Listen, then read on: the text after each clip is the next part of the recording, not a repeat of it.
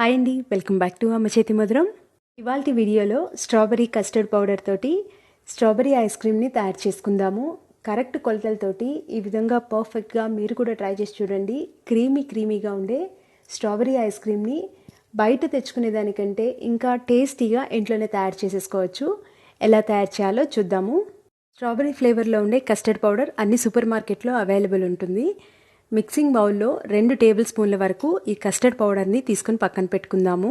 1/2 litre full cream మిల్క్ని milk ప్యాన్లోకి add చేసుకుందాము. 1/4 కప్ వరకు పక్కన పెట్టుకొని ముందుగా మనం ఐస్ క్రీమ్ పౌడర్ యాడ్ చేసుకున్నాం కదా, కస్టర్డ్ పౌడర్ని అందులో యాడ్ చేసుకొని సాఫ్ట్గా ఎక్కడ లమ్స్ లేకుండా కలుపుకోవాలి. 1/2 లీటర్ మిల్క్కి 2 టేబుల్ స్పూన్ల వరకు కస్టర్డ్ పౌడర్ సరిపోతుంది. ఈ విధంగా చేసుకున్నాక పక్కన పెట్టుకొని మిల్క్ ప్యాన్ని గ్యాస్ మీదకి ట్రాన్స్ఫర్ చేసుకుందాము. గ్యాస్ని లో టు మీడియం ఫ్లేమ్లోకి ఉంచుకొని కలుపుకుంటూ బాయిల్ చేసుకోవాలి. మనకి మీగడ గట్టి పడిపోకుండా పాలతో మిక్స్ అయ్యేలాగా కలుపుకుంటూ ఉండాలి. ఇలా చిక్కగా అయిన తర్వాత 1/4 కప్ వరకు షుగర్ యాడ్ చేసుకుంటున్నాను. 1/4 కప్ సరిపోతుంది. మీకు ఒకవేళ మరి తక్కువ అనిపిస్తే మరి కొంచెం యాడ్ చేసుకోవచ్చు. పాలు కొంచెం థిక్గా అయిన తర్వాత ముందుగానే కలిపి పెట్టుకున్న కస్టర్డ్ మిశ్రమం కూడా ఇందులో యాడ్ చేసుకుందాము. ఉండలు లేకుండా ఒకసారి కలుపుకొని ఇందులో యాడ్ చేసుకొని కలుపుకోవాలి. అడుగంటకుండా దగ్గరే ఉండి బాగా థిక్గా అయ్యేంత వరకు కలుపుకోవాలి. ఇక్కడ చూపిస్తున్నట్లుగా ఇలా థిక్ కన్సిస్టెన్సీ వచ్చేంత వరకు బాయిల్ చేసుకోవాలి. ఈ విధంగా కుక్ చేసుకున్న తర్వాత గ్యాస్ ఆఫ్ చేసుకొని పక్కన పెట్టుకుందాము. ఇది కంప్లీట్గా చల్లగా అయ్యేంత వరకు రూమ్ టెంపరేచర్లోనే పక్కన పెట్టుకోవాలి. ఇది చల్లగా అయ్యేలోపు నెక్స్ట్ ప్రాసెస్లోకి వెళ్ళిపోదాము. అమూల్ విప్పింగ్ క్రీమ్ 250 ml తీసుకున్నాను. ఒక రోజు మొత్తం ఫ్రిడ్జ్లో పెట్టుకొని కూల్గా అయిన తర్వాత బీట్ చేసుకుంటున్నాను. హై స్పీడ్లో బీట్ చేసుకోవాలి. బౌల్ని బీటర్ బ్లేడ్స్ని ముందుగానే 1 గంట పాటు ఫ్రిడ్జ్లో పెట్టుకొని బీట్ చేసుకుంటున్నాను. ఇలా స్టిఫ్గా క్రీమ్ వచ్చేంత వరకు బీట్ చేసుకున్న తర్వాత 1/4 కప్ వరకు షుగర్ పౌడర్ యాడ్ చేసుకుంటున్నాను. ఇందులోనే 1 table spoon strawberry crush add చేసుకుంటున్నాను. వీటిని లైట్గా మిక్స్ చేసుకున్న తర్వాత బీటర్ తోటి మరొకసారి హై స్పీడ్లోనే బీట్ చేసుకుందాము.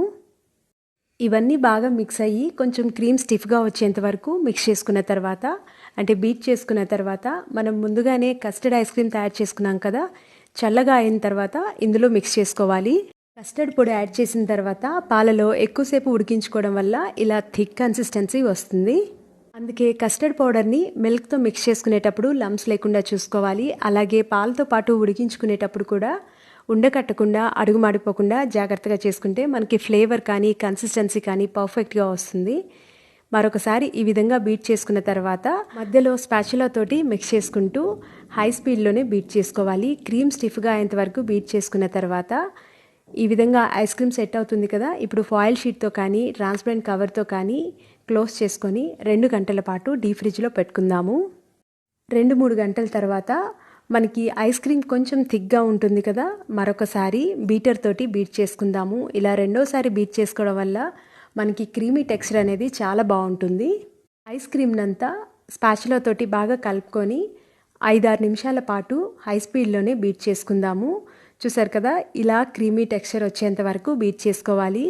పర్ఫెక్ట్గా ఉంటుందండి. ఐస్ క్రీమ్ మాత్రం మీరు బయట తీసుకునే ఐస్ క్రీమ్ కంటే ఇంకా రుచిగా ఉంటుంది ఇంట్లో ఐటమ్స్ తోటి తయారు చేసుకోవడం వల్ల. ఫాయిల్ షీట్తో కవర్ చేసుకొని ఓవర్ నైట్ ఫ్రిడ్జ్లో పెట్టుకుంటున్నాను. ఫాయిల్ షీట్ తీసి చూద్దాము. ఐస్ క్రీమ్ మాత్రం చాలా పర్ఫెక్ట్గా సెట్ అయింది. పర్ఫెక్ట్గా ఉంది. మీరు కూడా ఖచ్చితంగా ట్రై చేసి చూడండి. మీ దగ్గర బీటర్ లేకపోతే హ్యాండ్ విస్కర్తో అయినా తయారు చేసుకోవచ్చు. కొంచెం టైం తీసుకుంటుంది, బట్ క్రీమ్ మాత్రం మనకి ఇలాగే ఉంటుంది. క్రీమీ ఐస్ క్రీమ్ మీకు నచ్చినట్లయితే మర్చిపోకుండా అమ్మ చేతి మధురం ఛానల్ని సబ్స్క్రైబ్ చేయండి. నన్ను సపోర్ట్ చేయండి. ఖచ్చితంగా ఒక లైక్ చేయండి. Thank you.